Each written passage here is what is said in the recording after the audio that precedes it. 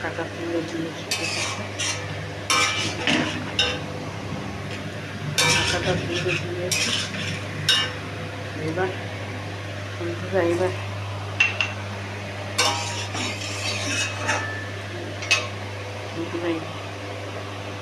ঢাকা দিয়েছি তো একটু হবে, একটু ঢাকা দিয়ে দিই, ঢাকা দিয়ে দিই আর একটু হালকা ঢাকা দিয়ে দিলাম।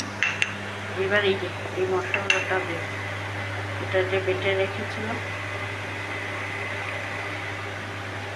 জিরা, মুড়ি, আদা আর কাঁচা লঙ্কা দেবো, আর দিয়ে জিরা, মুড়ি, আদা, কাঁচা লঙ্কাটা এটা দিয়ে দেবো এখন, দিয়ে খানিকটা নাড়াচাড়া করবো, মশলা সব সেদ্ধ হয়ে যাবে।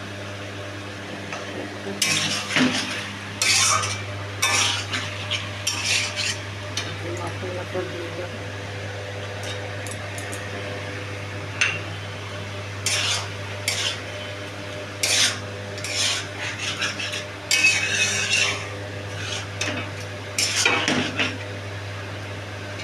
একটুখানি হবে।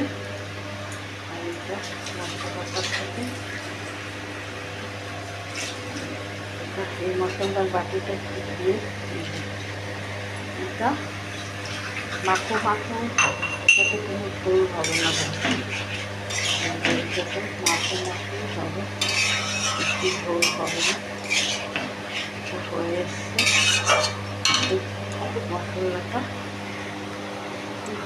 হালকা ঢেকে দিই, হালকা একটু ঢেকে দেবো, আর দেবো এটা হবে, আর দেবো মশলা খুলে দিলাম, আটাটা খুলে দিলাম, আর একটু মধ্যে দেবো একটু চিনি,